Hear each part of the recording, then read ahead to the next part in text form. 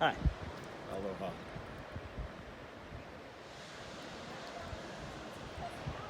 Is that thing on? Yeah, it's on. Oh, it is on. I'm seeing you and the van behind you, and oh my Yeah. God, your art is beautiful, Sean. Hi, I'm Larry, and I have no idea what to say right now. It's a tough place. It's for a reason. What do you mean? The harder time you have, the better it is for that source out there. What? Yeah, it sounds. It's everything's like reversed. It's how can I put this? If you are an incredible supreme being riding inside a body with amnesia right now, and you've always had everything, so you wouldn't be able to have empathy or a whole lot of caring if you've always had everything. You'd be totally, if you saw two planets crashing into each other and one's full of people, you would just let it happen, knowing that everything's going back into one anyway. So there's no caring. But what happens if you decide, oh, put yourself into that situation because you created it, you're that supreme being, you're God. So what do? You come in and you experience it. And you find out what you created was a duality where you have to give up everything of your awareness and your supreme being and surrender it to be able to come in and have a character named after you, and you then run as a character in the movie of life.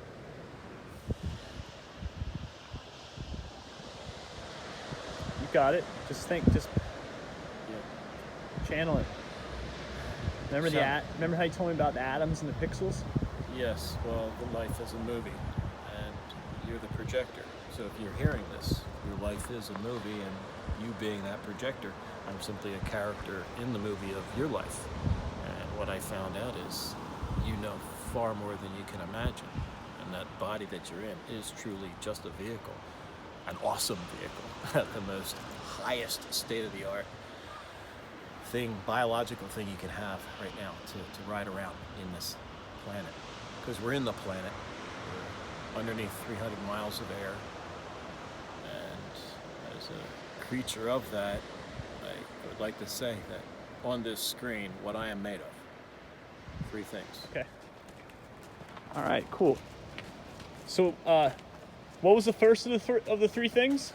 Okay, earth, or rocks. Then wind is the second one. That's the air. Wait, cut. Do it again. Did I say? Yeah. No, I wasn't ready. Oh, okay, good. Yeah. So what am I supposed to say? I forget. Wind. So wind is the second, which is air. And the third is the sea. So you take all 3, earth, wind, and sea, you and me. We are made of this place. This planet is our mother. There's no doubt. Well, if you suffer a lot, you learn, I guess perhaps, what am I thinking here? What's coming up? That we're here not to be martyrs, not to suffer, because that's already been done. We could be at the point where that's all coming to an end. So all we're seeing, all that you've done, all your suffering, has been absolutely perfect and unique because you're key to it. You can't have the picture. The picture's not done without your piece of it. You're all pieces of it. That I'm sure of too. That's why my ego keeps getting tripped up, and I want to try to do things, and I want to participate and jump in there and awaken everybody and say, look, quick, get the masks off and get yourself healthy again. Or furl yourself, or reanimal yourself is probably a better word. But even that is what I did, and I feel great. But now I'm having some questions and doubts myself. I can't judge anyone else that's not doing that, because it's by divine design that they're doing it. I only feel responsible for letting them know, hey, did you know that you don't have to go through that anymore? You can now stop and have it all. And that's what this might be about. I can't have it. I know one thing, my selfishness, my ego, I cannot have heaven if I am living right now knowing that there's a war in somewhere on the planet, or some child's being harmed or beaten or those terrible things. It has to stop. If I were to die, I'd be in heaven. None of that can happen. If you can imagine, I think anybody, you have to first stop and imagine, what's heaven then? If you're in a place that anything can be perceived as damaged, then you have to stop it. And I know, gosh darn it, if planets are out there going to bump into each other, and there is intelligent life and they can't stop it, and if we had the technology to do it, we should go and save them. But I have a feeling there's aliens out there that won't do that, because they didn't have any wars or anything. Not like we do. See, there's no space, there's no Star Wars. That's all right here in this planet. We're the ones in duality. We're the ones that fight and kill everything. We haven't figured out yet that we are one. We're one human race. And we're here as stewards of the planet to protect all the life on the planet. And our ultimate job? Redirect that meteor that's coming, or the asteroid, comet. Pick one. It's a thing. It's 8 miles in diameter. And right for us. We redirect it. Great. Mother Earth, she designed us to be able to do that. That's why we're here. That's why the technology in the first place. Because all the other planets are all around our whole galaxy are filled with all kind of wonderful life. Lots of them. Not intelligent. All animal life. If a rock goes running into any of those planets, they get wiped out and they start over again. Earth is unique. Earth gets to prevent that. That's what makes us special. And we go out there, we're going to find out, yeah, aliens do exist. But the smart ones, very far and few between. Because what's really neat, they're actually out in other galaxies. And I have a feeling, it hasn't totally channeled into me yet, but it's kind of like you get one intelligence per satellite or per galaxy. There's lots of galaxies. We're the ones for this galaxy, the Milky Way. Now the Milky Way's got all this stuff going on. What do you want to go and do with it? It's yours. You created it. And that's just one piece, and that's just one step. You can step into that, jump into your spaceship, because you saw it yesterday, and you can go for a ride. And you can fly out there and go out into space and find out who you really are, because you are not that body. That body, I know, standing in front of me right now, is the earth, the wind, and the sea. You're the planet. Your mother planet, you're her eyeball. And you're awesome. You're beautiful. We all are. We're all one. We're one human race. There's no way we're going to fight each other anymore.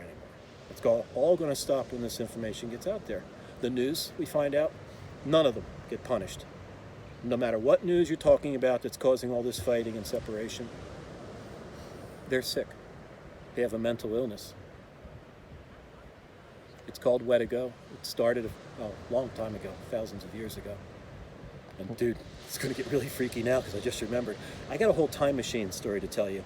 I can tell you how our technology all started with a woman, just keeping a fire going 500,000 years ago, roughly. 500,000 years ago, we started using fire, but we had no idea how to start it. That happened when you came in 13,000 years ago and started the very first one. One man came in and started the first fire, and it was, no one can start God. You're a Godhead. And that's how we had separation in our society, and that's when we had the haves and the have-nots. The very first fire starter kept it to himself. But the woman that did it 500,000 years earlier, she was just a unique inventor. She was one of our first best inventors. That's why it happened. So technology, double-edged sword. Awesome, dude. Part 2. Yeah. Thank you. Yeah, dude. Yeah, have fun with that, listening to it. This body is 65% oxygen. I'm air, 65% air. So are you. We all are. So Okay. that's why it's important to know that this air in front of us is a major component of this planet. If you put Mother Earth in a box, the box has to be, 8,600 miles wide. Because the Earth is 8,000 miles wide, but there's 300 miles, 8,600, yeah. There's 300 miles of air. So you have to, if you put the Earth in a box, you don't want to squish the air out. Right. Because the air is a part of the planet. And it's like, okay, yeah, that makes it real simple. Everyone can hear that for the first time and remember it and know what you are.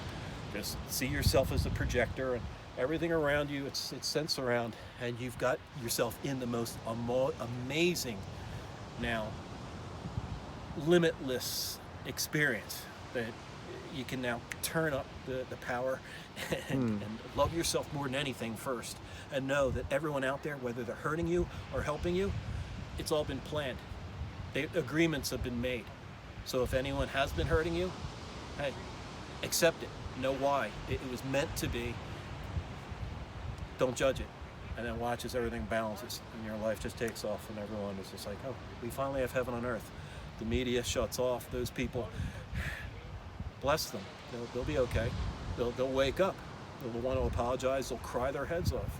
So, have empathy for them. They're sick. Just know it. They have mental illness. And the bankers, the guy that can make $2 or $3 billion or $1 trillion and put it into the economy, those people they're mental. They don't know that, hey, they're made of the planet, and she wants us to live and survive. She doesn't want another mass wipeout. So that rock that's coming, heed this warning.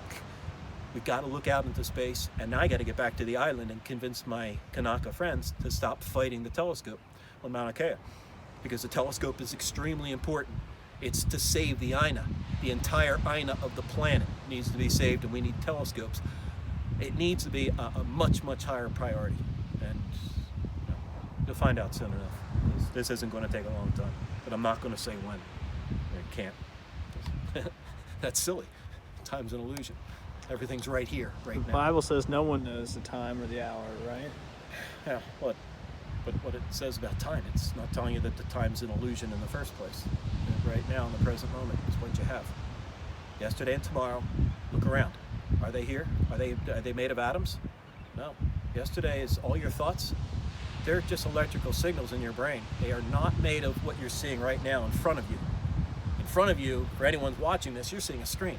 And it's made of atoms, and you're seeing this guy. I'm just the pixels on the screen. But if those pixels pop out at you and I'm standing right in front of you, same exact deal.